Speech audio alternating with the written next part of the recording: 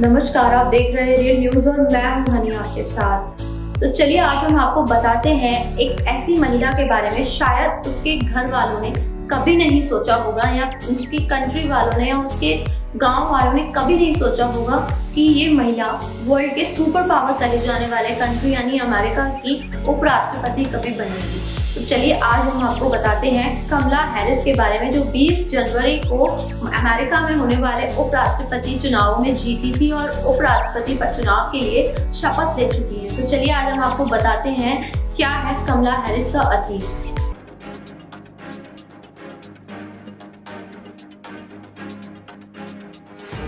भारतवंशी कमला Harris ने इतिहास रच दिया। वह अमेरिका में उपराष्ट्रपति पद के लिए निर्वाचित होने वाली पहली महिला है। यही नहीं, हैरिस देश की पहली भारतवंशी अश्वेत और अफ्रीकी अमेरिकी उपराष्ट्रपति होंगी। फीमेल ओबामा के नाम से लोकप्रिय हैरिस सीनेट की सदस्य भी पहली बार ही बनी। राष्ट्रपति चुनाव के लिए डेमोक्रेटिक पार्टी की ओर से उम्मीदवार रहे जो बाइडेन ने अगस्त में उपराष्ट्रपति पद की उम्मीदवारी के लिए रूप में हैरिस को चुना था। राष्ट्रपति पद के अपने सपनों को हैरिस ने चुनाव प्रचार हेतु वित्तीय संसाधनों के अभाव का हवाला देते हुए त्याग दिया था। अपने पूर्व प्रतिद्वंदी बाइडेन की किसी समय हैरिस कटु आलोचक थी। 56 वर्षीय हैरिस सीनेट के 3 एशियाई अमेरिकी सदस्यों में से एक हैं। कैलिफोर्निया के ऑकलैंड में 20 अक्टूबर 1964 को जन्मी कमला हैरिस की मां श्यामला गोपालन 1960 में भारत के तमिलनाडु से यूसी बर्कले पहुंची थी। उनके पिता डोनाल्ड जे हैरिस 1961 में ब्रिटिश जमैका में इलेक्ट्रॉनिक्स के स्नातक की पढ़ाई करने यूसी बर्कले गए थे। जब कमला हैरिस सिर्फ 7 साल की थी तो उनके माता पिता का तलाक हो गया था। कमला हैरिस और उनकी बहन माया को उनकी मां श्यामला गोपालन ने पाला। कमला और माया की परवरिश के दौरान उनकी मां ने दोनों को अपनी पृष्ठभूमि से जोड़े रखा और उन्हें अपनी साझा विरासत पर गर्व करना सिखाया। एक बच्चे के रूप में हैरिस ब्लैक बैप्टिस्ट चर्च और हिंदू मंदिर दोनों में गई।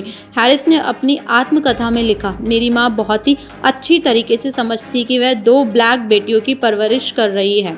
कमला हैरिस ने छोटी सी उम्र में भारत का दौरा किया। वह अपने दादा से बहुत प्रभावित थी जो भारत में बड़े सरकारी अधिकारी थे।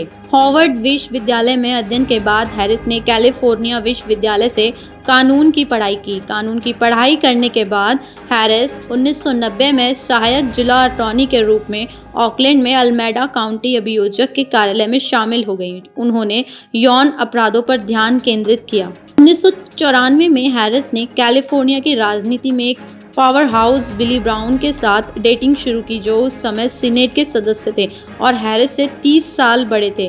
ब्राउन ने हैरिस को कैलिफोर्निया बेरोजगारी बीमा अपील बोर्ड और मेडिकल असिस्टेंस कमीशन के पदों पर नियुक्त किया। 2003 में वह सैन फ्रांसिस्को की शीर्ष अभियोजक बनी। 2010 में वह कैलिफोर्निया की अटॉर्नी बनने वाली पहली महिला और पहली अश्वेत व्यक्ति थी। उन्हें 56.5% वोट मिले। उसी चुनाव में गोविंद न्यूसोम कैलिफोर्निया के गवर्नर निर्वाचित हुए। कमला हैरिस और न्यूसोम करीबी दोस्त हैं।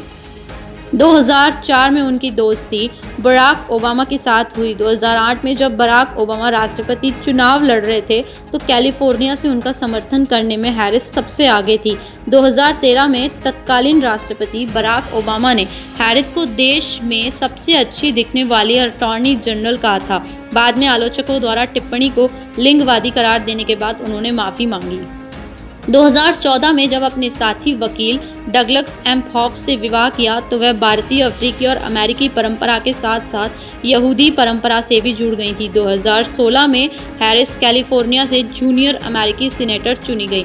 कैंसर रिसर्चर और मानवाधिकार कार्यकर्ता श्यामला और उनकी दोनों बेटियों को श्यामला एंड द गर्ल्स के नाम से जाना जाता है। मार्च 2017 में हैरिस ने पूर्व राष्ट्रपति जो बिडेन का समर्थन किया और कहा कि वो उन्हें अमेरिका का अगला राष्ट्रपति चुने जाने में हर मुमकिन मदद करेंगी। तमिलनाडु के तुलासेंद्रापुरम गांव में कमला हैरिस का नानी का घर है। कमला हैरिस जब 5 साल की थी तो वह तुलासेंद्रपुरम गई थी। नवंबर 1982 की कमला हैरिस ने रंगभेद विरोधी प्रदर्शन में भाग लिया था। हैरिस उन दिनों वाशिंगटन के हार्वर्ड विश्वविद्यालय की छात्रा थी।